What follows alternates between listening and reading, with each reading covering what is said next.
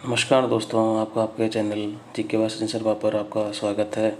दोस्तों, आज हम 4 दिसंबर के करंट अफेयर डिस्कस करने वाले हैं।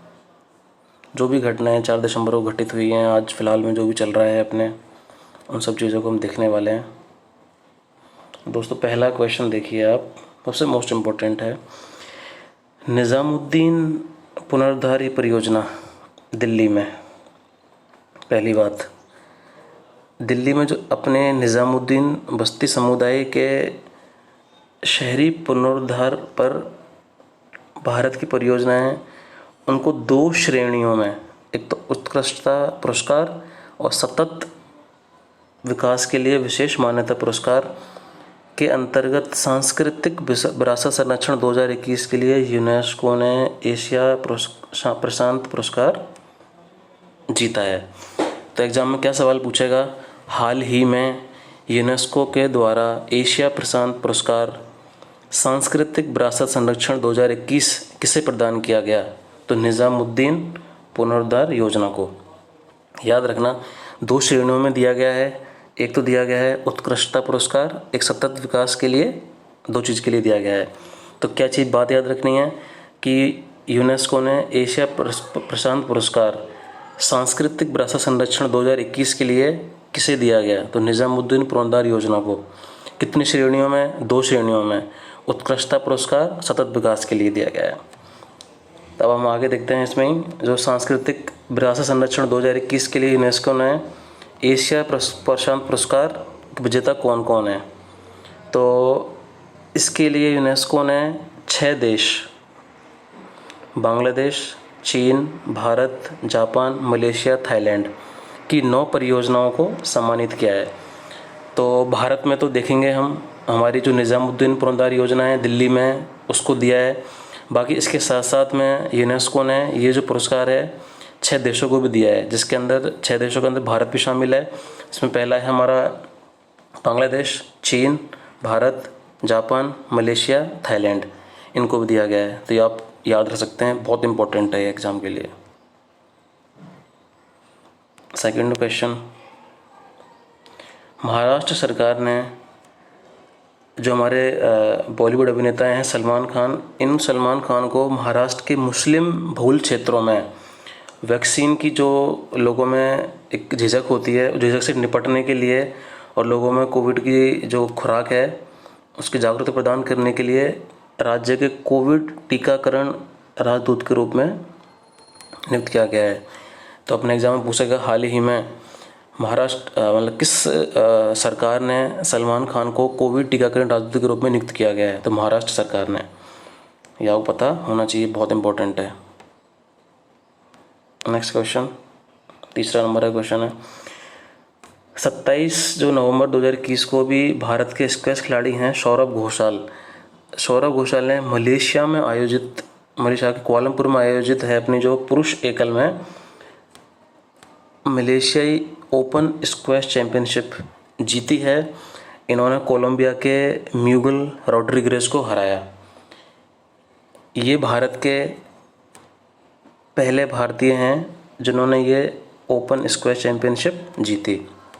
तो इस लाइन के कारण ये बातें बहुत इंपॉर्टेंट हो जाती हैं कि जो अपनी मलेशियाई ओपन स्क्वैश चैंपियनशिप है, इसको जीतने वाले भारत के पहले हैं सौरभ घोषाल। दूसरा, ये जो मलेशिया ओपन स्क्वैश चैंपियनशिप है, मलेशिया के कोलंबपुर में आयोजित की गई और पुरुष एकल फाइनल में इन्होंने कोलंबिया के खिलाड़ी को हरा के चैंपियनशिप जीती। और इसी के अंदर जो मलेशिया की जो आइफा अजमान है, वो महिला एकल खिताब जीता। मतलब इसी चैंपियनशिप के अंदर पुरुष के अंदर तो हमारे भारत के सौरभ घोषाल ने, और महिलाओं के अंदर मलेशिया ही की आइफा अजमान ने महिला एकल के अंदर जीता। बहुत इम्पोर्टेंट है एग्जाम की दृष्टि से, याद रखना आप। नेक्स्ट क्वेश्चन, संयुक्त राष्ट्र संघ ने अंतर्राष्ट्रीय दिव्यांग या विकलांग दिवस, ये जो है प्रति वर्ष 3 दिसंबर को मनाया जाता है। पहली बात तो ये कि अंतर्राष्ट्रीय विकलांग जो हमारा दिव्यांग दिवस है, ये प्रतिवर्ष 3 दिसंबर को मनाया जाता है। इसका जो उद्देश्य है वो हमारे समाज विकास के सभी क्षेत्रों में विकलांग व्यक्तियों के जो हमारे अधिकार हैं और उनके कल्याण को बढ़ावा देने के लिए ये इसका उद्देश्य है। तो आप याद रखना कि भाई अंतर्राष्ट्रीय विकलांग जो दिवस है, हमारा दिव्यांग दिवस है, वो प्रतिवर्ष 3 दिसंबर को मनाया जाता है। इसका उद्देश्य है हमारे समाज कल्याण के अंदर जो भी हमारे विकलांग भाई और दिव्यांग लोग हैं उनके अधिकार, उनके कल्याण की बात इसके अंदर कही गई है।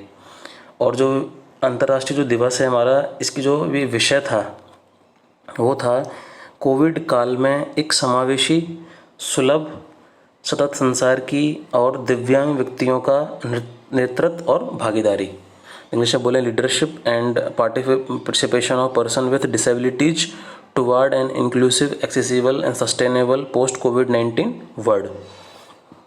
ये इसका विषय है। तो एग्जाम में पूछ सकता है ये एक कथन देके कि हाल ही में अंतर्राष्ट्रीय विकलांग दिवस जो 3 दिसंबर को बनाया गया उसका विषय क्या था, तो ये आपको याद रखना है। तमिलनाडु ने सर्वश्रेष्ठ राज्य श्रेणी के अंतर्गत ये पुरस्कार 2020 का जीता।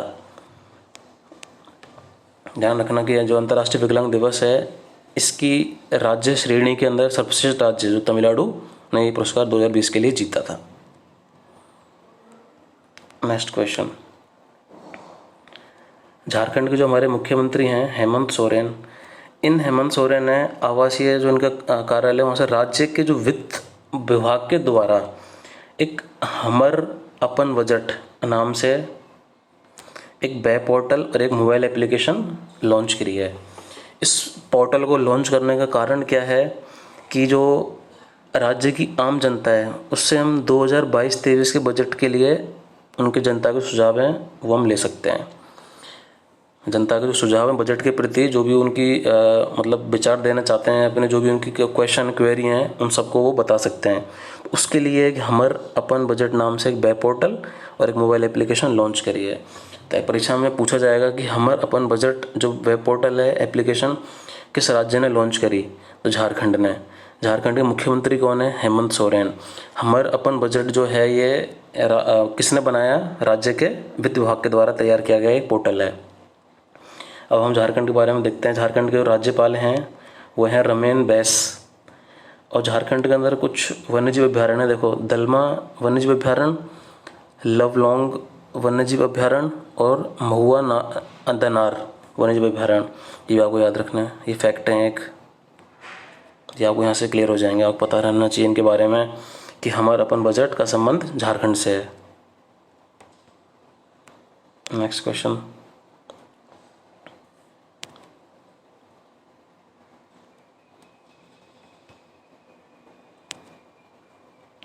जो हमारे Kotak Mahindra and management company का कोटक महिंद्रा म्यूचुअल फंड ने कोटक निफ्टी अल्फा ETF नाम से भारत का पहला Nifty alpha 55 exchange trade launch किया है। ये तो एग्जाम पूछेगा कि निफ्टी अल्फा 50 ETF का संबंध है तो Kotak Mahindra assets and management company से। तो ETF जो होता है ये हमारा एक्सचेंज ट्रेड फंड होता है। तो आप सिर्फ इतना याद रखना कि निफ्टी अल्फा ETF का संबंध है हमारे कोटक महिंद्रा से। नेक्स्ट क्वेश्चन, दक्षिणी कोरिया, साउथ कोरिया है, साउथ कोरिया को दुनिया का पहला तैरता हुआ शहर पाने के लिए रेडी है। ये जो शहर है, जो फ्लोटिंग जो एक सिटी है, ये इसलिए मिल रही है कि इसका रीज़न है कि हमारे जो समुद्र का जल स्तर बढ़ रहा है, उस जल स्तर से समस्या को निपटने के लिए दक्षिणी कोरिया के ही बुसान तट पे एक फ्लोटिंग सिटी का विकास किया जा रहा है।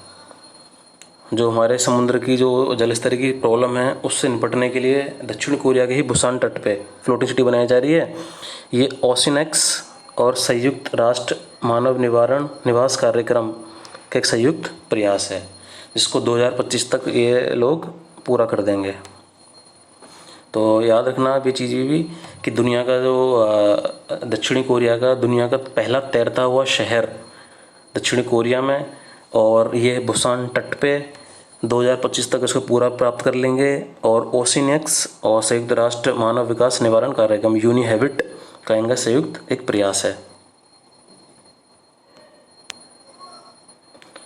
नेक्स्ट क्वेश्चन 8 नंबर का क्वेश्चन, भारतीय सेना ने पूर्वी लद्दाख में सुरक्षा के लिए इजराइल से हेरॉन ड्रोन प्राप्त करे हैं। तो याद रखना कि भाई भारतीय जो सेना है हमारी, उसने अपनी निगरानी क्षमताओं को बढ़ाने के लिए पूर्वी लद्दाख क्षेत्र में किसके सहयोग से या कहाँ से हेरॉन ड्रोन प्राप्त करें हैं? इजराइल से।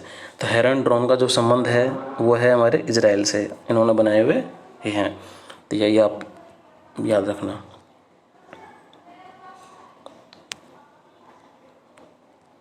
नेक्स्ट क्वेश्चन है 9 नंबर का, हमारे जो राज्य जो संचार मंत्री हैं देवू सिंह चौहान, इन्होंने महिंद्रा समूह की 75वीं वर्षगांठ पे स्मारक डाक टिकट का अनावरण किया है। ये मोस्ट इम्पोर्टेंट बात है कि पहली बात तो ये कि हमारे जो संचार राज्य मंत्री हैं वो देवू सिंह चौहान, दूसरी बात महिंद्रा समूह की 75वीं वर्षगांठ मनाई गई। हर लाइन में क्वेश्चन है, ठीक। 75वीं वर्षगांठ बनाई गई और 75वीं वर्षगांठ पे ही महिंद्रा समूह के लिए स्मारक डाक टिकट का अनावरण किया है। तो दोस्तों मैं उम्मीद करता हूँ आपको मेरे जो करंट अफेयर की सीरीज चल रही है आपको पसंद आ रही होगी। आपको मेरे वीडियो पसंद आते हैं तो चैनल को सब्सक्राइब, वीडियो को लाइक और कमेंट करके बताएं कि हम और क्या नया इंप्रूवमेंट कर सकते हैं और ऐसे क्या टॉपिक हैं जो आप चाहते हैं जिनके ऊपर मैं वीडियो बनाऊँ। धन्यवाद दोस्तों।